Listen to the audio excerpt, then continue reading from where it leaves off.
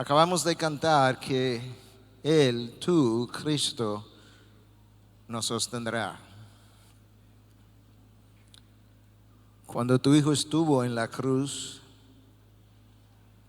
más que los clavos sosteniendo su cuerpo, tú le sostenías. Y de esa manera, Jesús, nosotros sabemos que tú nos sostendrás, tú nos sostienes y nos sostendrá. Perdónanos cuando hemos reaccionado ante eventos y circunstancias de la vida como si tú no nos estuvieras sosteniendo. Ahora yo te pido que me permita predicar pensando cada segundo que tú eres quien me sostiene. Mira, Dios, que el tema a tratar es la inerrancia e infalibilidad de la Biblia, y eso va a ser hecho a través de labios falibles.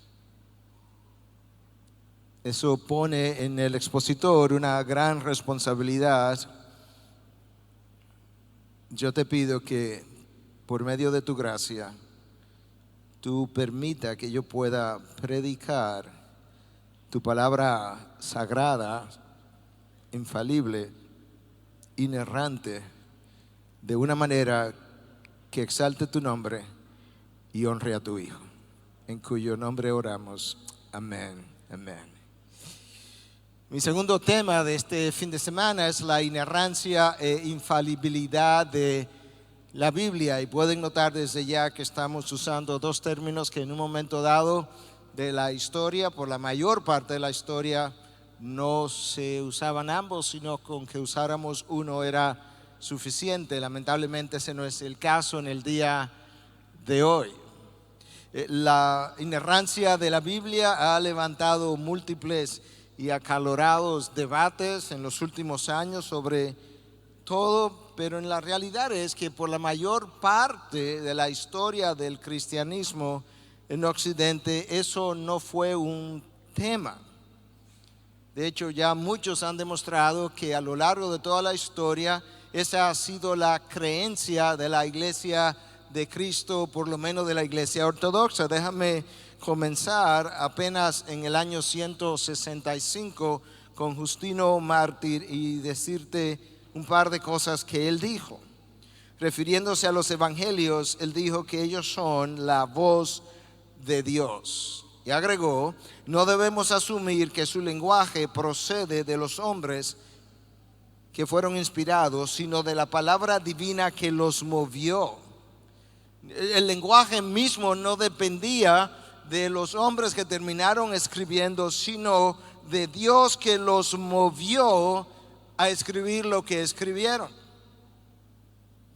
Irineo decía en el año 202, la Biblia está libre de cualquier falsedad y estamos seguros de que las escrituras son perfectas, ya que ellas fueron habladas por la palabra de Dios y por su Espíritu.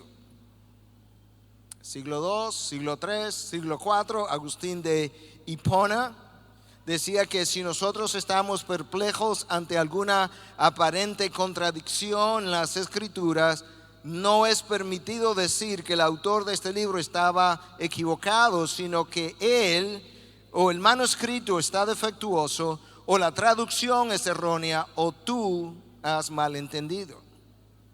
Eso fue algo que él le escribió a alguien de nombre Fausto y está en una de sus cartas.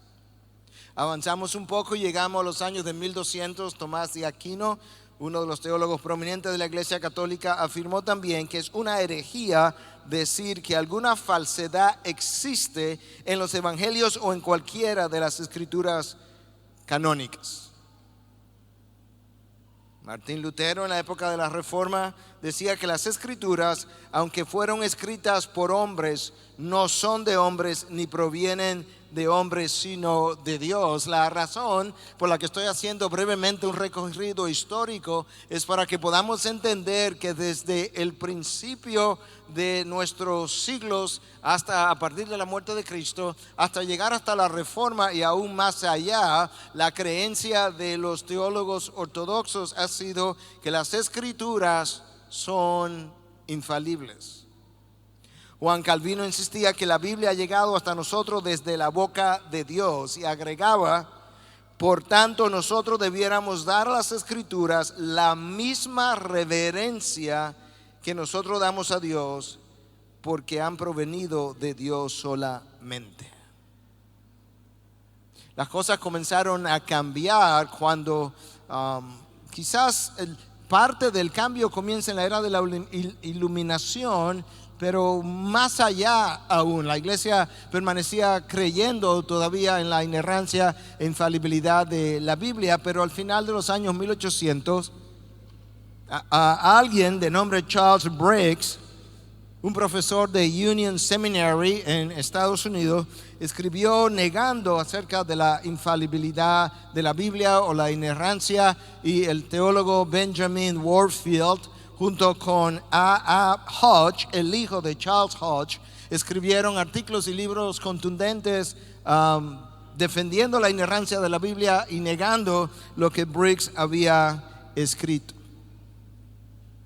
Sin embargo, las cosas no tomaron, por lo menos en Estados Unidos, todo el calor y el furor como hasta la década de 1960, cuando el seminario Fuller, que había sido un seminario ortodoxo hasta ese momento, comienza a moverse en la dirección de la negación de la infalibilidad de la Biblia.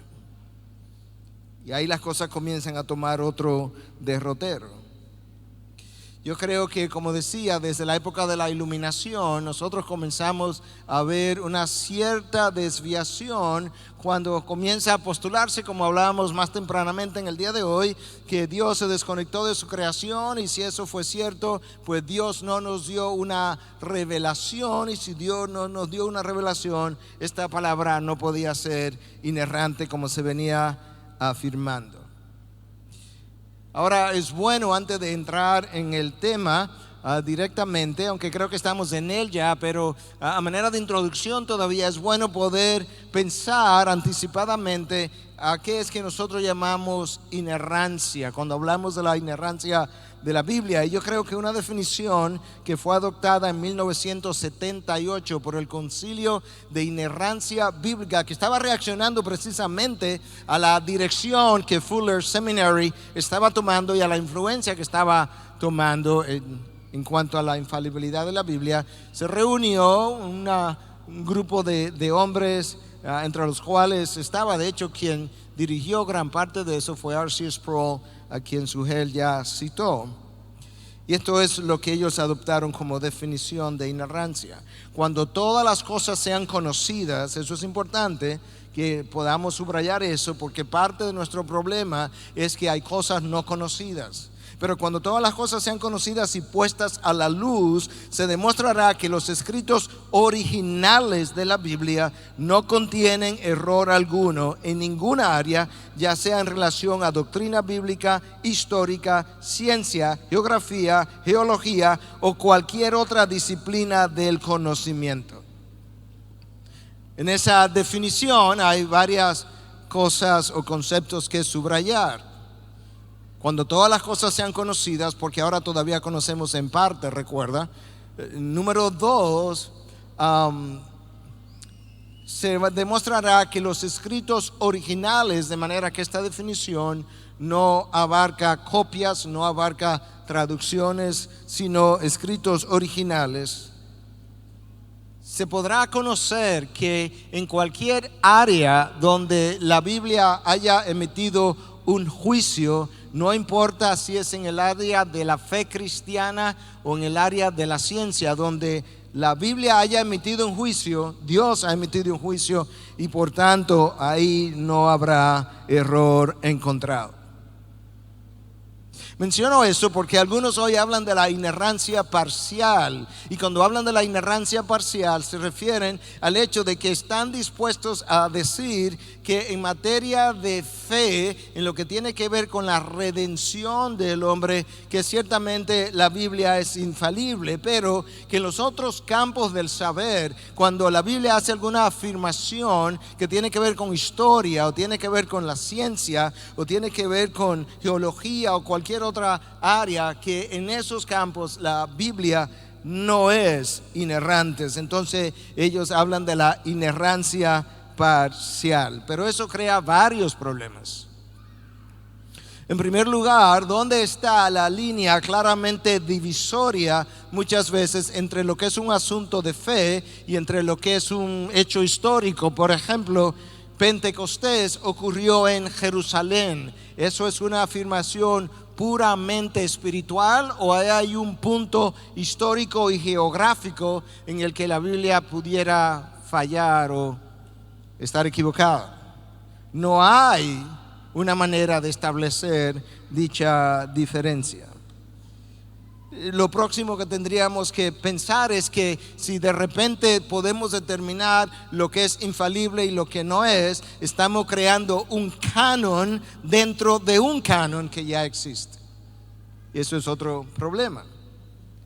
La próxima pregunta que tendríamos que hacernos es si Dios verdaderamente inspiró la palabra o no, porque si Dios lo hizo, Él que es omnisciente, entonces Él es capaz de haber movido a los autores originales en cualquiera que fuera el campo en el que ellos iban a hablar o expresar una opinión, para hacerlo de una manera que fuera consistente con el carácter de Dios, que es veraz.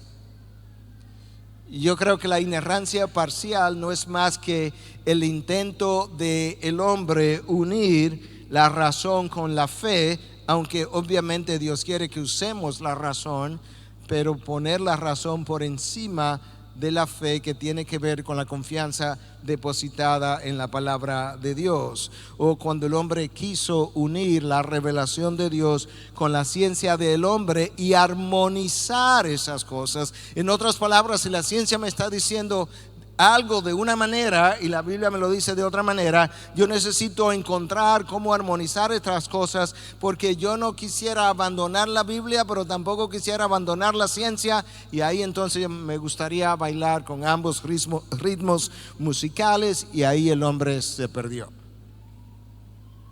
Ahora, algunos de ustedes pudieran estar pensando, pero realmente la inerrancia de la Biblia es una idea como más bien académica, y por tanto yo no tengo gran interés en hablar o en conocer más de esto, pero yo quiero decir en esta tarde que la inerrancia de la Biblia pertenece a la columna vertebral de la fe cristiana, a la médula ósea de nuestra fe. Porque si la Biblia es infalible, si la Biblia puede errar, entonces o Dios no la inspiró, o nosotros tenemos un Dios incapaz de comunicarse con nosotros de una manera completamente infalible, o Dios es falible en sí mismo. Pero la realidad es otra.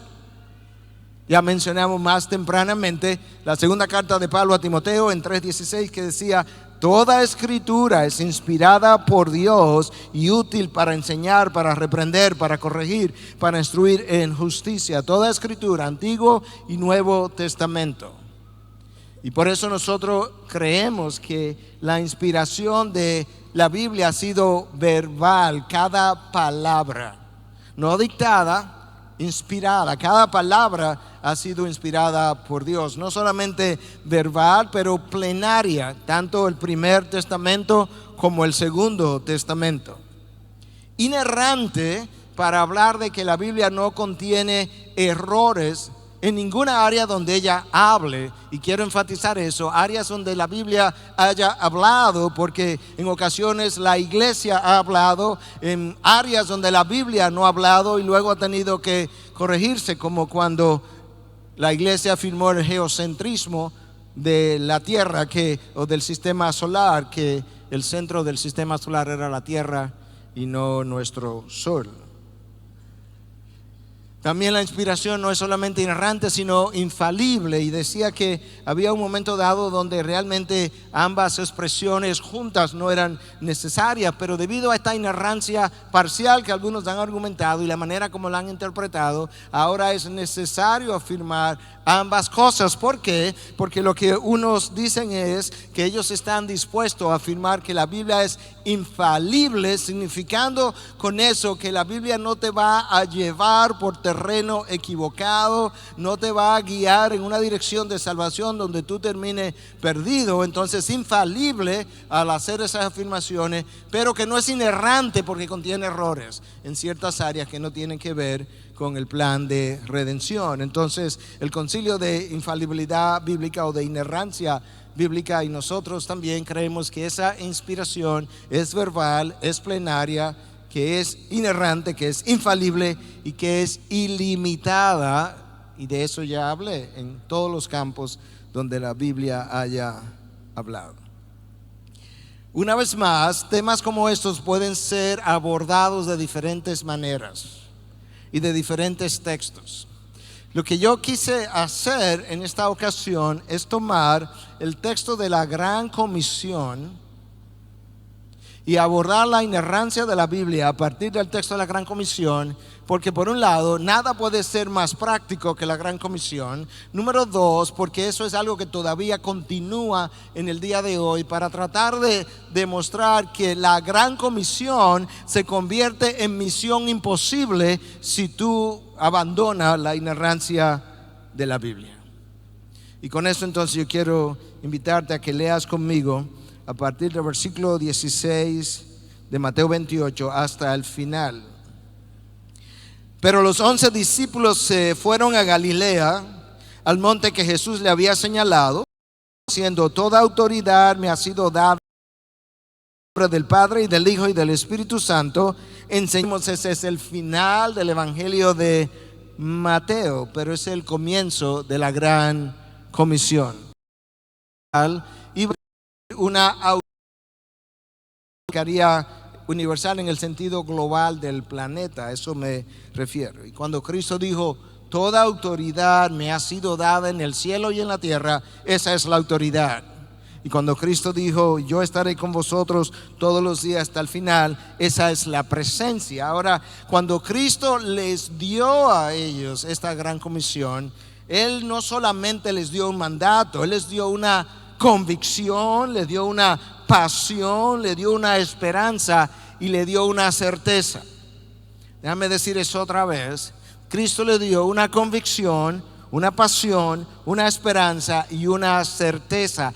Es difícil imaginarse una misión global de esta naturaleza, con pasión, con convicción, con esperanza, con certeza, haciendo uso de una palabra corrompida. Es difícil imaginar eso. Cristo les dio un mandamiento de ir con una autoridad que no podía fallar, y no podía fallar porque detrás de la integridad de su palabra estaba la integridad de su nombre. Y una misión tan monumental como la que Cristo anunció antes de ascender a los cielos iba a requerir una autoridad sólida, incuestionable, inquebrantable y no desafiable. Y eso es exactamente lo que Cristo le entregó a sus 11 apóstoles cuando le entregó su palabra, y luego por consiguiente al resto de nosotros.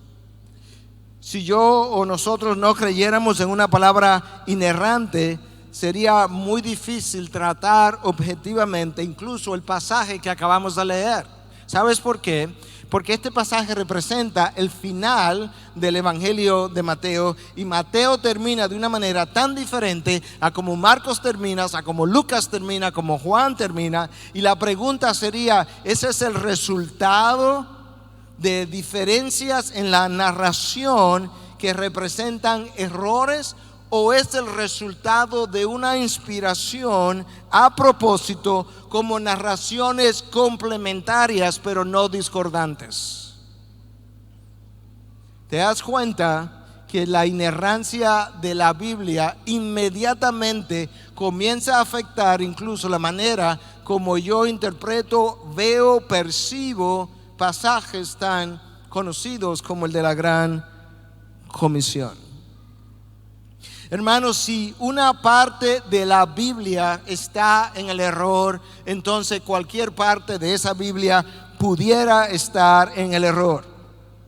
Y eso incluye incluso el Evangelio mismo. Y no solamente el Evangelio, pero los textos de la Gran Comisión, como acabamos de decir.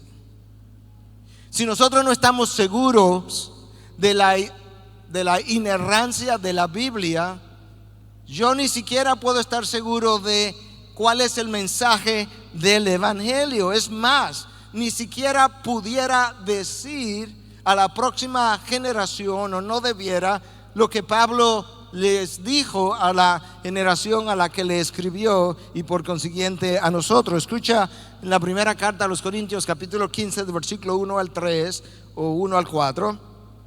Ahora os hago saber, hermanos, el Evangelio que os prediqué, el cual también recibisteis, en el cual también estáis firmes, por el cual también sois salvos, si retenéis la palabra que os prediqué, a no ser que hayáis creído en vano. Porque yo os entregué en primer lugar lo mismo que recibí, que Cristo murió por nuestros pecados conforme a las Escrituras, que fue sepultado y que resucitó al tercer día conforme a las Escrituras. Esa frase, lo que yo recibí, es lo que yo os paso, es vital. Nosotros pasamos a la próxima generación, que son muchos de ustedes, un mensaje que no ha sido corrompido, un mensaje que permanece siendo inerrante e infalible, y nosotros podemos decir, al igual que Pablo, yo os entrego lo mismo que os recibí, que el Señor Jesucristo, por medio de su Espíritu, inspiró a hombres de antaño, quienes movidos por el Espíritu escribieron conforme al Espíritu de Dios y nos dejaron los textos que nosotros hoy tenemos. Y con la intención entonces de poder ver de qué forma la inerrancia de la Biblia afectaría cada uno de los mandatos que tenemos en la Gran Comisión, yo voy a dividir el resto de mi tiempo en 4 frases que forman la Gran Comisión. Número 1, id pues. Número 2, hasta los confines de la tierra. Número 3, haced discípulos.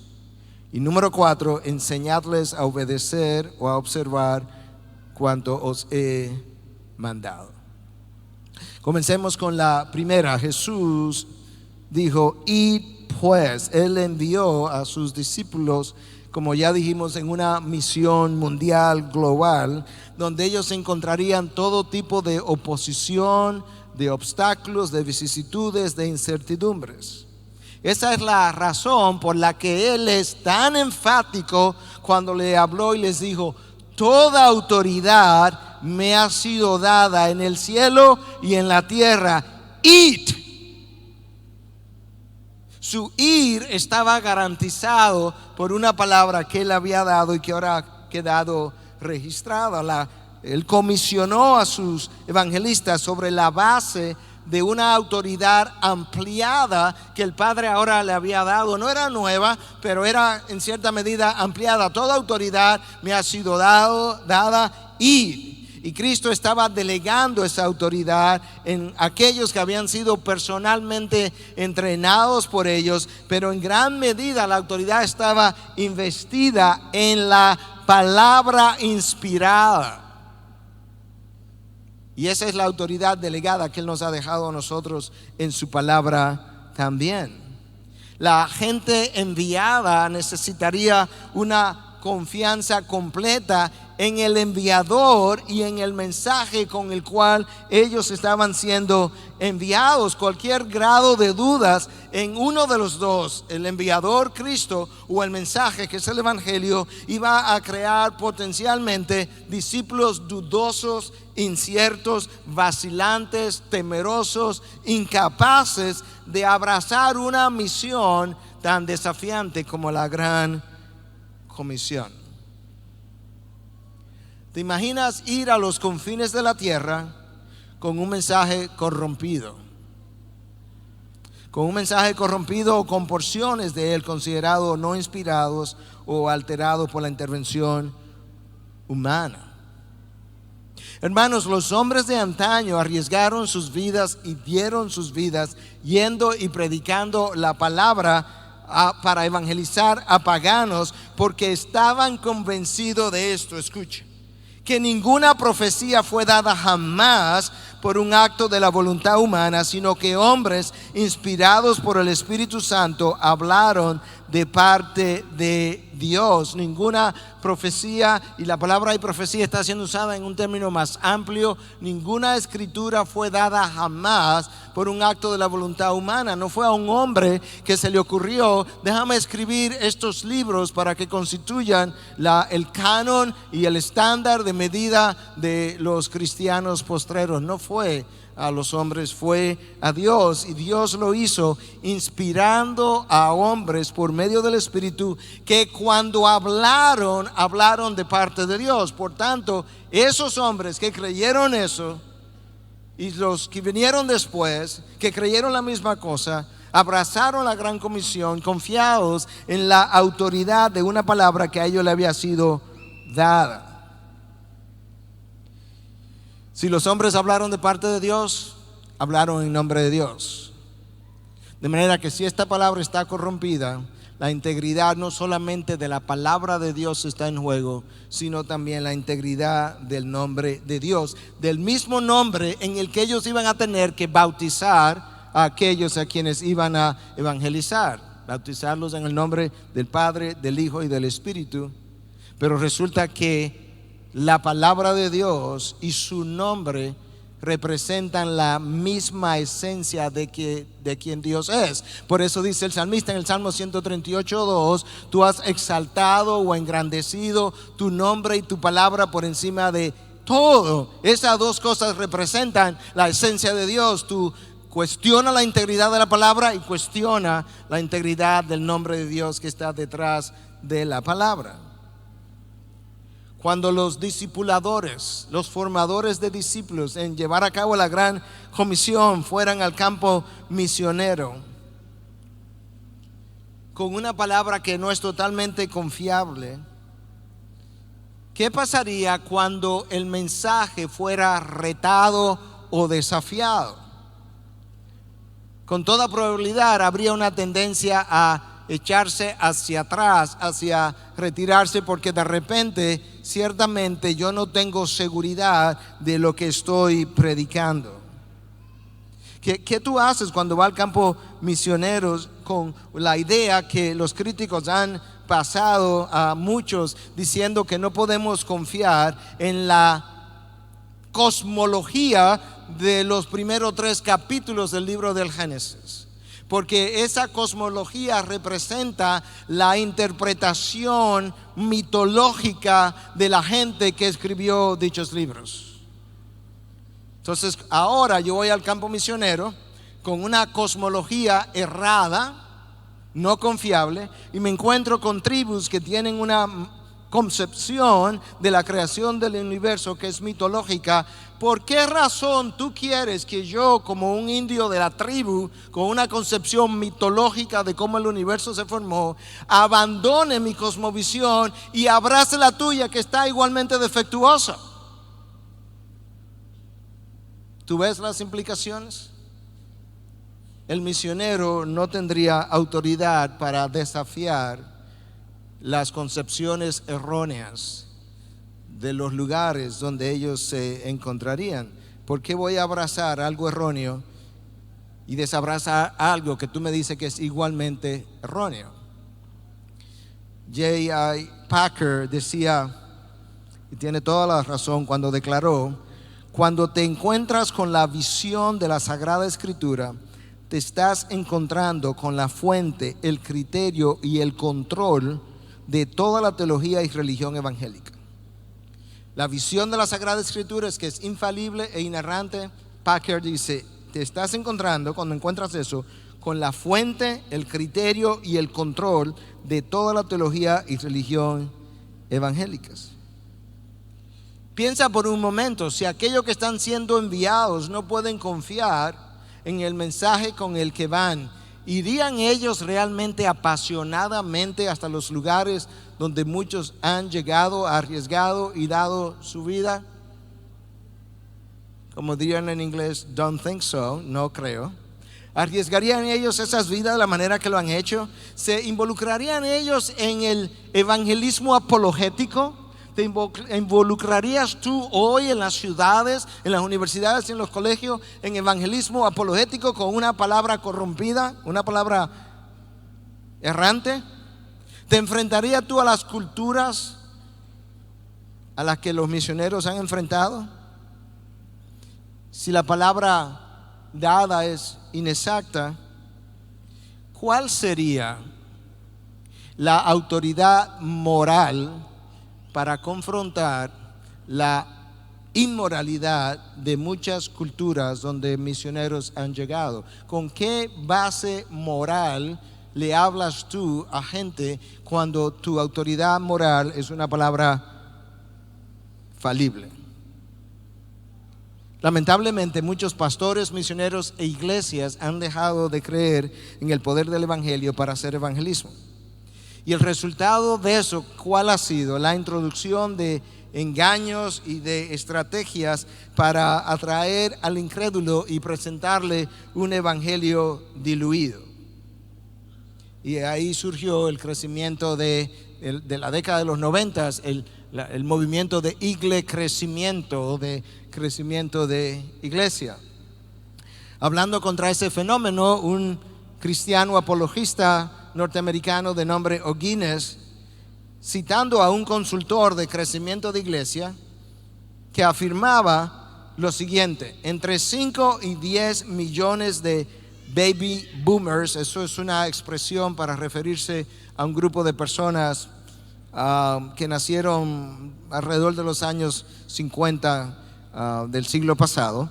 Entre 5 y 10 millones de baby boomers estarían de vuelta al redil dentro de un mes si las iglesias adoptaran 3 cambios. Ok, este es el gurú consultante de crecimiento de iglesia. Él dice que 5 a 10 millones de esos baby boomers regresarían a las iglesias si las iglesias hicieran 3 cosas. Número 1, si se anunciaran.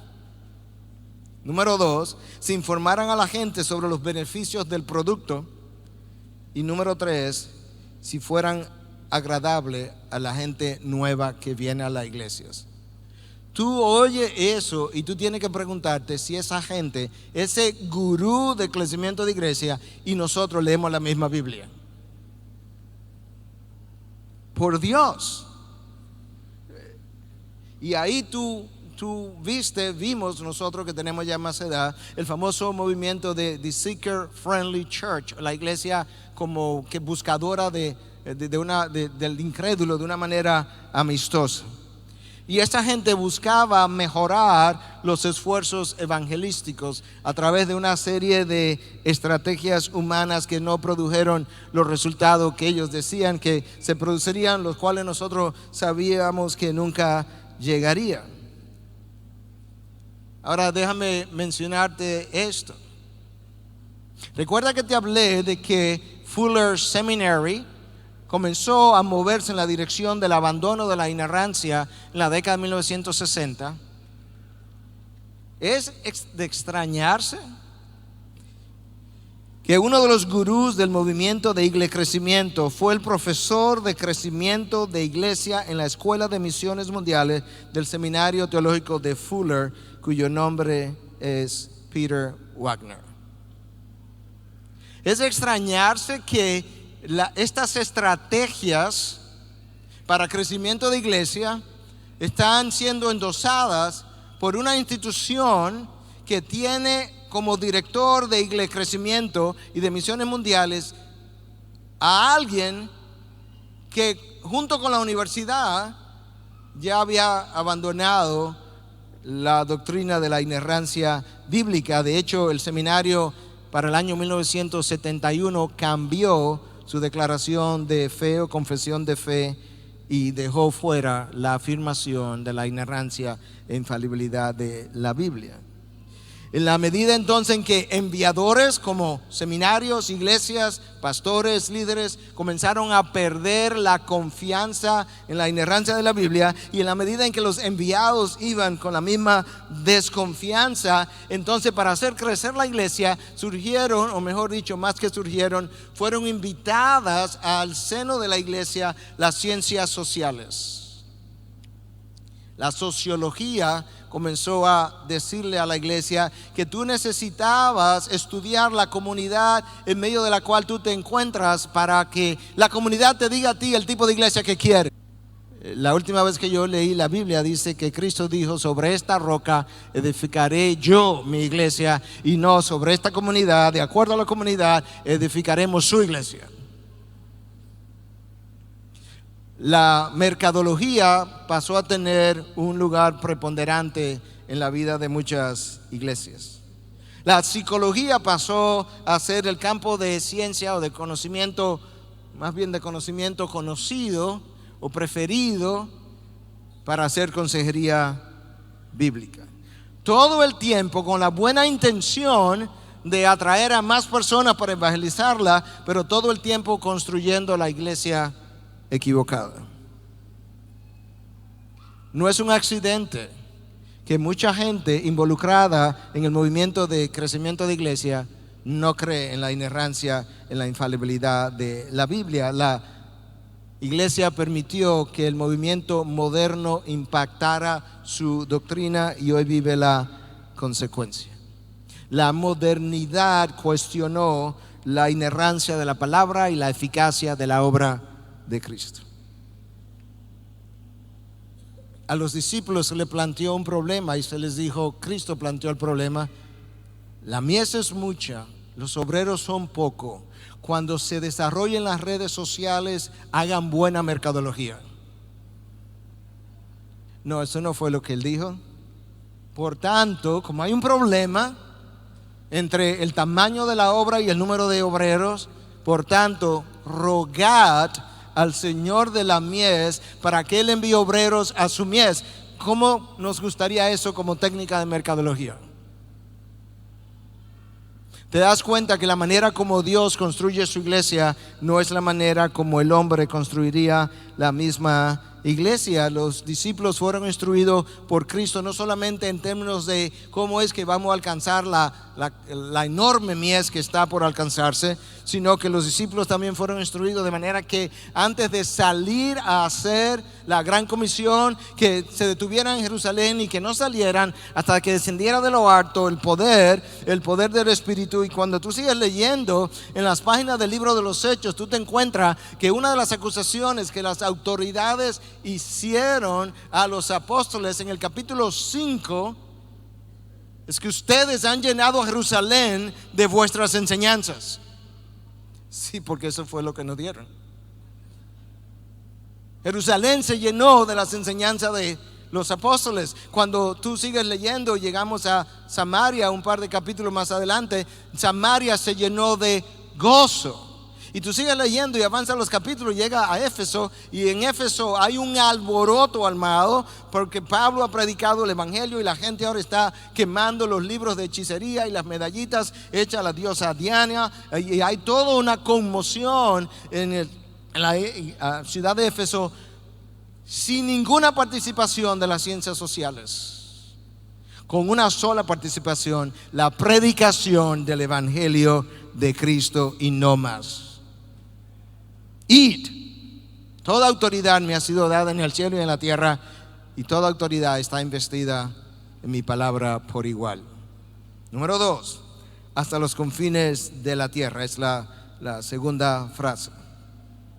Algunos han dicho que la inerrancia bíblica es una construcción americana. En otras palabras, en Estados Unidos se dio un gran debate, y es verdad, entre la modernidad y los fundamentalistas cristianos al final del siglo XIX, que estaban defendiendo la palabra, y entonces que como fruto de ese choque entre fundamentalistas y gente que abrazaba la modernidad, entonces los fundamentalistas elevaron la bandera de la inerrancia, pero que esa inerrancia no es necesaria en el sur global donde nosotros estamos, América del Sur sobre todo, hacia abajo, hacia África, que eso no es necesaria porque ahí ese debate no se ha llevado a cabo de la misma manera. Pero la realidad es que decir eso es ignorar el resto de lo que ha estado ocurriendo. Lo primero que tenemos que recordar es que la inerrancia bíblica es acerca de la verdad, y la verdad es universal. Es difícil imaginarnos una gran comisión. Cada vez que digo universal, perdóname, tradúcelo a global, refiriéndome al planeta. Es difícil pensar en una misión global que está relacionado a la verdad, con verdades que son importantes en el norte, pero no en el sur. Si la inerrancia bíblica es importante en América del Norte, debe ser importante en América del Sur. ¿Por qué? Porque la inerrancia tiene que ver con la verdad es universal, y la gran comisión tiene que ver con todo el globo, y ahí es donde están ambos hemisferios, el norte y el sur. La inerrancia bíblica en el norte fue importante dado los debates, los ataques que la Biblia ha recibido en un lugar donde la cosmovisión era mayormente racional. Es verdad que ese no ha sido el caso del hemisferio sur, vamos a llegar ahí en un momento. Entonces, el raciocinio que trajo la era moderna cuestionó la Biblia, y los críticos entonces se levantaron, hicieron uso de su razón y cuestionaron la Biblia, y hubo necesidad de decir, no, esta palabra es infalible, es inerrante. Bueno, nosotros no tuvimos, dicen algunos, los mismos debates en el sur. No, nosotros hemos tenido otro problema, fruto de otra cosmovisión, y es que nuestra cosmovisión es animistas, con espíritus que vienen y muertos que salen, y revelaciones y sueños y visiones. Y nuestro problema es revelación extra bíblica. Pero eso cuestiona la inerrancia, la infalibilidad de la Biblia, como vamos a ver en un momento.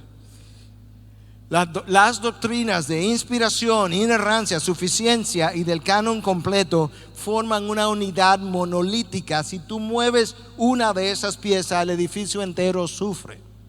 ¿Cuáles son las piezas? Inspiración, inerrancia, autoridad, suficiencia y un canon completo. Entonces, es verdad que en el sur global la modernidad y el fundamentalismo no chocaron de la misma manera.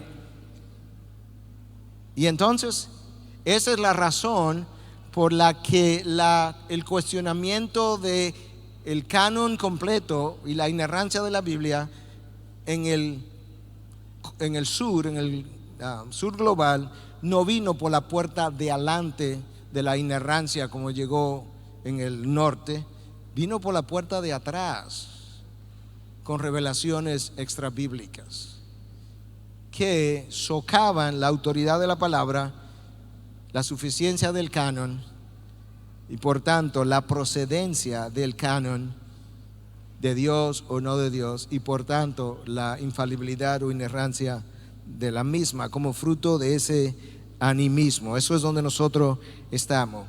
Cada vez que tiene revelaciones extrabíblicas, eso cuestiona el canon cerrado. De hecho, un canon abierto es más compatible con revelaciones extrabíblicas que un canon cerrado. Presupone un canon abierto. Y un canon abierto es más compatible con una palabra que no es suficiente. Y una palabra que no es suficiente es más compatible con una palabra que no es infalible e inerrante. En el sur global, los nuevos profetas y apóstoles están tratando, mira cómo se da esto, es interesante. En el sur global, los nuevos profetas y apóstoles están tratando de completar la Biblia. Y en el norte, de criticar la Biblia, los críticos y los expertos. Unos quieren corregirla, críticos, expertos en el hemisferio norte, otros quieren completarla en el hemisferio sur. Al final, ambos cuestionan la suficiencia de la Biblia, y si no es suficiente, cuestionan su procedencia, y si no procede todo de Dios, cuestionan su infalibilidad y su inerrancia. Una palabra que está en error no puede ser suficiente. La suficiencia dependería de la palabra de los críticos. Y de repente tú te encuentras con un gran problema, y es que tú o aceptas totalmente la autoridad de la palabra de Dios, o aceptas totalmente la autoridad de los críticos sobre la palabra, pero no hay un camino intermedio. El querer suplementar la revelación de Dios encaja mejor con una Biblia errante y un canon abierto. Yo mencioné que durante la época de 1990 se produjo en Estados Unidos el movimiento de Iglesia Crecimiento, y que en el centro de ese movimiento estaba Peter Wagner de Fuller Seminary, que abandonó la inerrancia de la Biblia en 1971.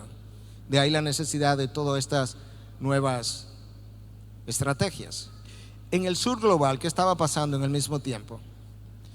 Obviamente, como nuestra cosmovisión no ha sido la cosmovisión modernista predominantemente, sino animista, al mismo tiempo se estaba tratando de hacer crecer la iglesia por medio de un movimiento nuevo de guerra espiritual. ¿Quién tú piensas que estaba en el centro de ambas controversias? Peter Wagner. En el norte de una manera y en el sur de otra manera. Pero cuando Cristo nos enseñó a llevar a cabo la gran comisión, no nos dijo, por tanto, id y reprended demonios, sino id y enseñadle todo cuanto os he mandado. Y más adelante la instrucción de Pablo para Timoteo fue, en su segunda carta en 4:2, predicad la palabra en tiempo y fuera de tiempo. Y la premisa era que el evangelio es el poder de Dios para salvación de todo aquel que cree, del judío primeramente y del gentil o el griego después. Como yo mencioné, Peter Wagner estaba en el centro de ambas controversias. En las partes más sofisticadas, ciencias sociales; en las partes menos sofisticadas, guerra espiritual. Esa era la nueva herramienta para hacer a la iglesia efectiva. En el norte la nueva herramienta era sociología, mercadología, psicología. En el sur era guerra espiritual. Y en esa guerra espiritual algunos hablan de lo que ha sido llamado, escucha, actos proféticos, la remisión de los pecados de las naciones, el derribo de fortalezas, así como de otras ideas nuevas y extrañas, impensables antes de la década de 1990 y en su mejor caso 1980. De acuerdo a esta nueva enseñanza, en el hemisferio en el que estamos, la iglesia no había sido tan efectiva en la gran comisión porque no había sabido pelear la batalla. Y entonces comenzaron, y entre ellos Peter Wagner fomentaba esto, la realización de seminarios para enseñarle a las personas a hacer señales y prodigios. Yo no sé si tú eres cesacionista o no. El punto es que independientemente de lo que creas, uno pensaría que la habilidad de poder hacer esto eran dones y no enseñanzas que podían ser pasadas en un curso o en un seminario. Seminarios para aprender a cómo ejercer ciertos dones y hacer señales y prodigios. ¡Wow! Ese es el fruto de una generación de creyentes que perdió la confianza en una palabra suficiente que ha venido de Dios y por tanto es infalible y inerrante. Peter Wagner habla de que los elementos claves para esta inyección de poder para la iglesia iban a requerir ahora la guerra espiritual a nivel estratégico, la cartografía espiritual y el arrepentimiento identificativo. La cartografía espiritual es un estudio que tú haces, donde tú haces un mapeo de la región que va a evangelizar y determina si esta región está ocupada de demonios de lujuria, demonios de avaricia, demonios de violencia, y que antes de ir a predicar la palabra, tú tienes que enviar un equipo a reprender esos demonios para que cuando ellos dejen esas áreas, tú puedas ir a predicar la palabra. Y que la iglesia había sido inefectiva anteriormente en llevar a cabo la gran comisión porque la iglesia no había llevado a cabo tales prácticas. Cuando Cristo nos dio la gran comisión, nos dijo: ir y enseñarle a obedecer todo cuanto yo os he enseñado. Ninguna cartografía espiritual nos dio el Señor, ni cosa semejante. Pero cuando tú pierdes la idea de una palabra infalible e inerrante, tú pierdes la confianza en el poder de dicha palabra. Y cuando pierdes la confianza en el poder de dicha palabra, no tienes confianza para evangelizar los peores territorios ocupados, si tú quieres, por las peores fuerzas demoníacas, porque tú no crees que el evangelio es el poder de Dios para salvación. Este es un tema sumamente práctico, donde nosotros encontramos en la Biblia conceptos semejantes: cartografía espiritual, guerra espiritual a nivel estratégico, arrepentimiento identificativo. Tiene que identificar los pecados que generaciones anteriores en tu familia o en tu nación cometieron y tienes que arrepentirte de ellos si tú quieres que el evangelio sea efectivo. Las palabras de Timothy Pierce en su libro Enthroned, o Entronado en nuestra alabanza, son muy pertinentes. Dice: la hermenéutica de sospecha que caracteriza tanto la erudición, los académicos, y que ha infiltrado a la iglesia, es una empresa peligrosa porque socava el principio de confianza. Cuando nosotros como criaturas comenzamos a ver a Dios y a su revelación a través de la lente de la duda y las sospechas, se hace fácil no solo cuestionar el contenido del mensaje, sino también la intención del mensaje. Cuando tú comienzas a dudar del mensaje de Dios y su revelación, es muy fácil poner en duda el contenido y hasta la intención para el cual se te dio. Número 3, hacer discípulos. Tú pudieras resumir toda la gran comisión en esa palabra. De hecho, la gran comisión tiene 4 verbos. El único verbo en imperativo es ese: hacer discípulos. Los otros verbos, ir, bautizar, enseñar, son participios subordinados que al estar subordinados a este imperativo adquieren fuerza imperial, adquieren fuerza de imperativo, pero no lo son. El único imperativo es este: hacer discípulos. Nota la diferencia entre hacer discípulos y hacer profesiones de fe. Hoy en día muchos han hecho profesiones de fe, pero no son poseedores de la fe.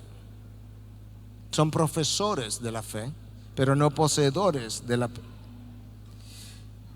Ahora, aquellos que iban a ser discípulos, ese es el mandato, ese es el resumen de la gran comisión, necesitarían cierta seguridad para entrar a nuevos territorios. Y Cristo les dio 2 garantías. Toda autoridad me ha sido dada en el cielo y en la tierra. Id, autoridad número 1, primer portalibro. Autoridad número 2, yo estaré con vosotros todos los días hasta el fin del mundo. Esos son los 2 portalibros. Entre esas 2 cosas ustedes se mueven. Eso le dio confianza a los discípulos. Ahora, hay múltiples pasajes en las Escrituras a partir de las cuales o de los cuales tú pudieras hablar de infalibilidad y de inerrancia, y por eso decía que tú pudieras abordar este tema de diferentes maneras. Yo te voy a mencionar algunos de esos pasajes, pero en el Sermón del Monte, en Mateo 5:18, Cristo dice lo siguiente: porque en verdad os digo que hasta el cielo y la tierra pasen, ni una iota, ni una tilde pasará de la ley hasta que todo esto se cumpla. ¿Tú escuchaste eso? Cristo dice: nosotros, la Trinidad, hemos anunciado cosas desde el principio. Algunas han ocurriendo, otras van a ocurrir en mi tiempo, otras van a ocurrir después. Yo quiero que tú sepas que antes que una tilde, un acento, llámale, pueda pasar, antes de que un acento no sea así como ha sido revelado, primero pasa el cielo y la tierra. Primero se destruye el universo entero antes de que una tilde pueda fallar de mi palabra. Eso habla por sí solo de la inerrancia e infalibilidad de la Biblia. Tú puedes contar con la integridad de la palabra, porque detrás de la integridad de la palabra está la integridad del nombre de Dios. En el Evangelio de Juan, en el capítulo 10, versículos 34 y 35, tú encuentras estas palabras, Cristo citando el Salmo 82. ¿No está escrito en tu ley? Dije, ustedes son dioses. Si los llamó dioses a quienes vino la palabra de Dios, escucha ahora, que es la parte que me interesa, y la escritura no puede ser quebrantada. En inglés, algunas traducciones dicen, the scriptures cannot be broken. No pueden fallar, no pueden quebrantarse. ¿Cuál escritura? Ninguna de las escrituras, ni siquiera una tilde. La garantía de textos de ese tipo es vital. El pastor en el campo misionero, el misionero que ha salido, puede anclar su vida y anclar su congregación en textos tan claros y autoritativos como es. Pero hay algo más. La calidad de los discípulos, eso es la gran comisión, hacer discípulos. La calidad de los discípulos que tú formas depende en gran medida de la manera como tú predicas la palabra y la manera como ellos reciben la palabra. El apóstol Pablo escribe a los tesalonicenses y les habla acerca de la fama que su fe ha alcanzado, que ha retumbado, ha sido conocida en Acaya, Macedonia, más allá. Estaban tan bien que Pablo le dice a los tesalonicenses en ese momento, yo no tengo nada que decirle. Capítulo 1. Capítulo 2, Pablo da la razón de por qué esta gente llegó a ser así. En 2:13, Pablo también da gracias constantemente a Dios por esto, porque cuando recibisteis la palabra de Dios, la recibisteis o la aceptasteis no como la palabra de los hombres, sino como lo que realmente es la palabra de Dios, la cual obra en vosotros los creyentes.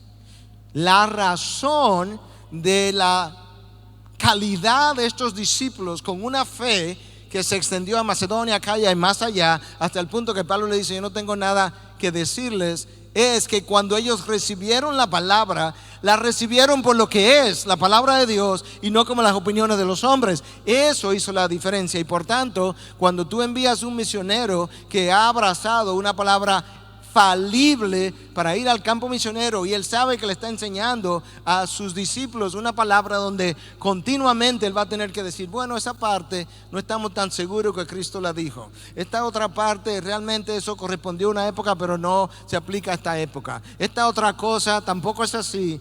Eso va a formar discípulos de extrema pobreza espiritual y de muy mala calidad, que no van a abrazar la gran comisión para la próxima generación. Cuando vamos al campo misionero, ¿qué le enseñamos a los discípulos? ¿Qué debemos enseñar a los discípulos acerca de la veracidad de la palabra recibida? ¿Qué le decimos? ¿Que esta es una palabra infalible totalmente? Infalible en algunas porciones, pero falible en otras porciones. ¿Y qué le decimos cuando ellos dicen, ¿y cómo tú sabes lo que es inerrante y lo que no es?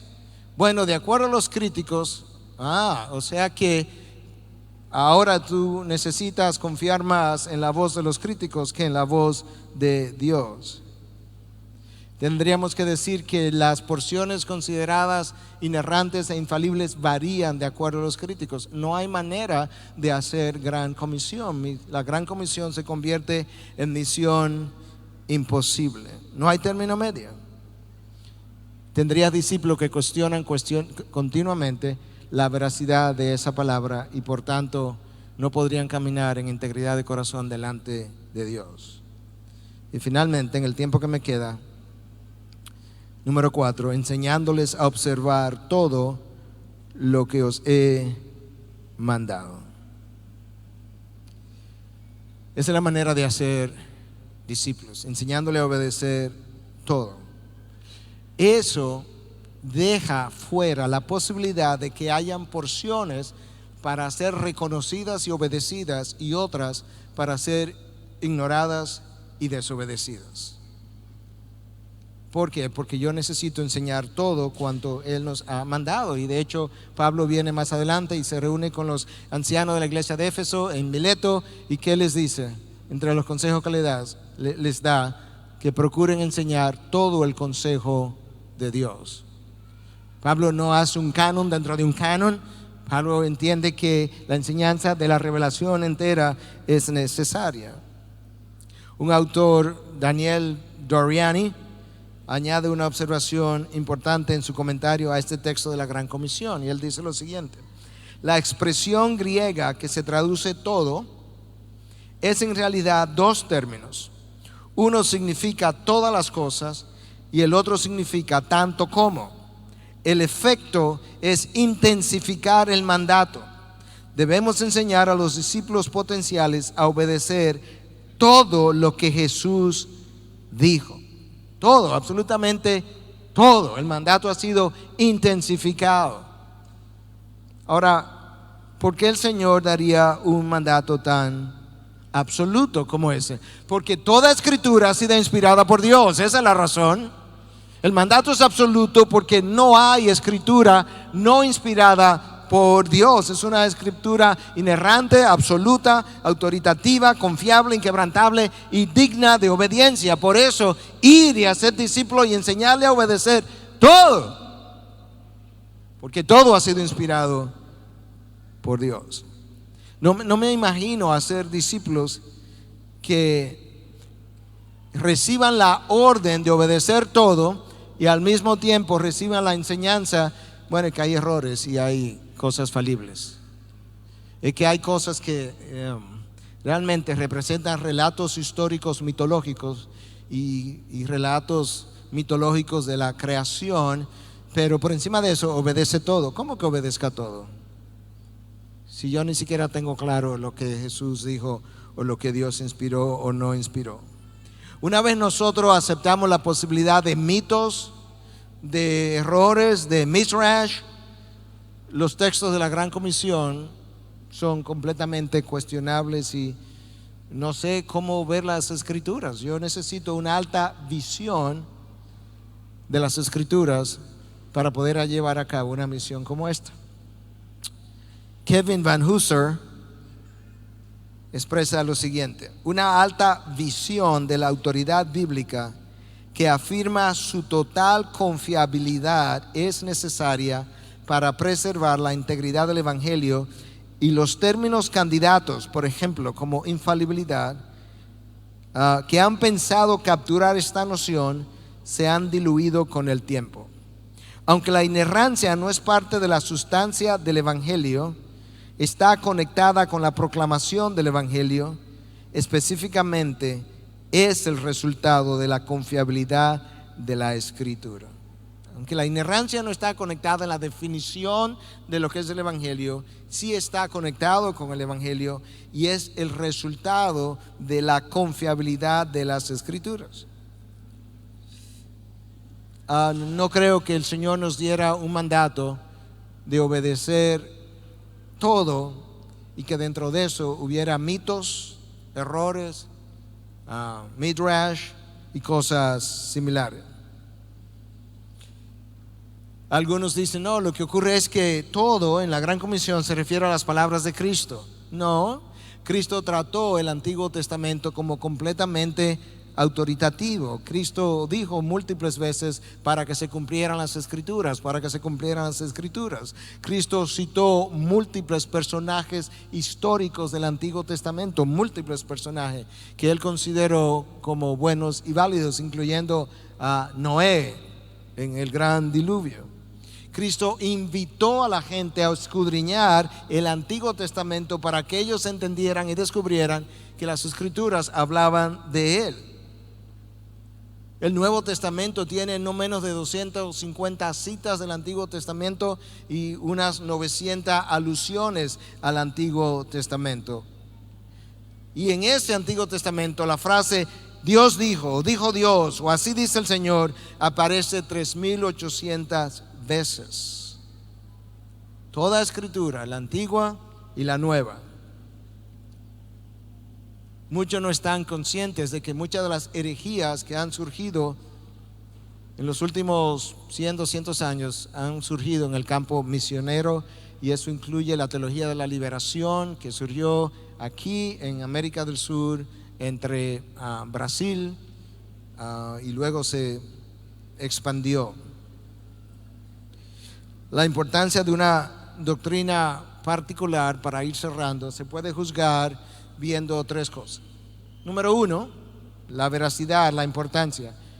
Te preguntas, ¿cuál es el veredicto de Dios acerca de esta doctrina? ¿Cuál es el veredicto de Dios acerca de su palabra? Tú lees el Salmo 119 y tú encuentras el veredicto de Dios con relación a su palabra. Tú quieres una versión más resumida, tú vas al Salmo 19, lees los versículos 7 al 10, tú encuentras el veredicto de Dios acerca de su palabra, donde dice que sus preceptos son perfectos. Es una palabra que hace sabio al sencillo, que restaura el alma. Ese es el veredicto de Dios.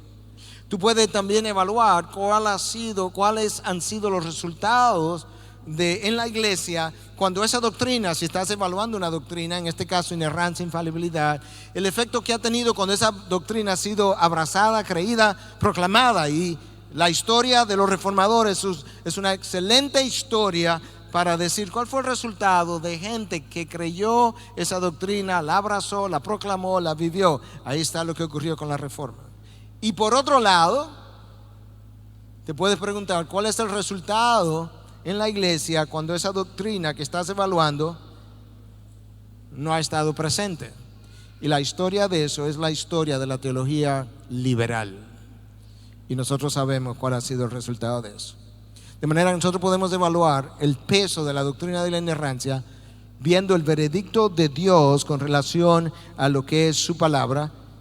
Nosotros viendo la historia cuando la doctrina fue abrazada completamente, y viendo la historia cuando la doctrina fue dejada a un lado, que es el resultado de la doctrina liberal. Escucha muy brevemente el veredicto de Dios. Salmo 19, versículo 7. La ley del Señor es perfecta, que restaura el alma. El testimonio del Señor es seguro, que hace sabio al sencillo. Los preceptos del Señor son rectos, que alegran el corazón. El mandamiento del Señor es puro, no corrupto, puro, que alumbra los ojos. El temor del Señor es limpio, que permanece para siempre.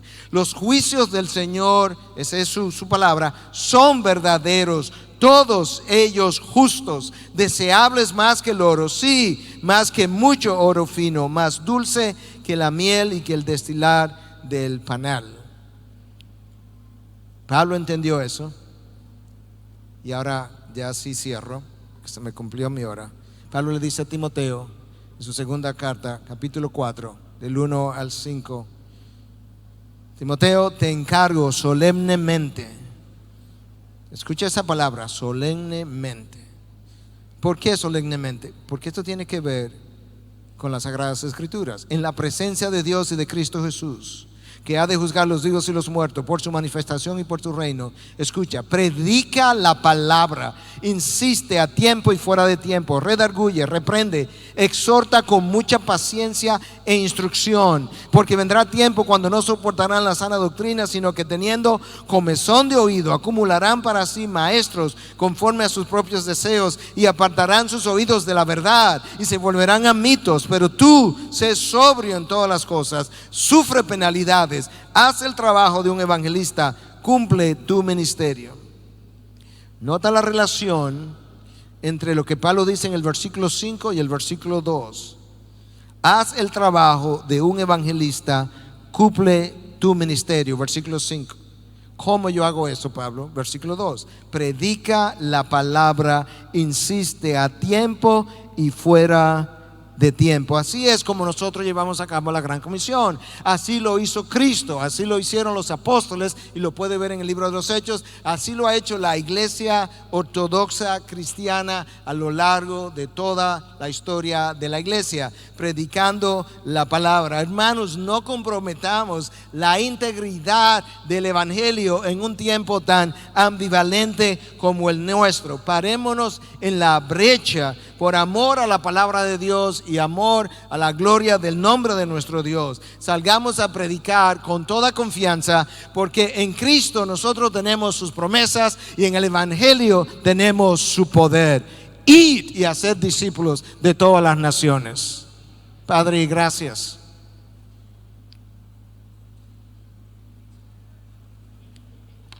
porque tú nos diste tu autoridad en tu palabra.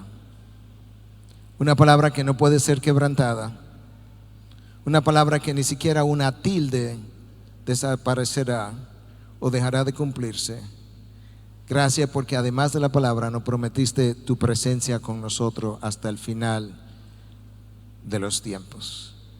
Permite que aquellos que hemos escuchado, rumiado tu palabra, podamos salir con mayor vigor, con mayor confianza en la palabra que tú revelaste, para evangelizar a aquellos que han estado perdidos sin Cristo, para que tu nombre sea exaltado y hecho famoso en toda la tierra, en Cristo Jesús. Amén.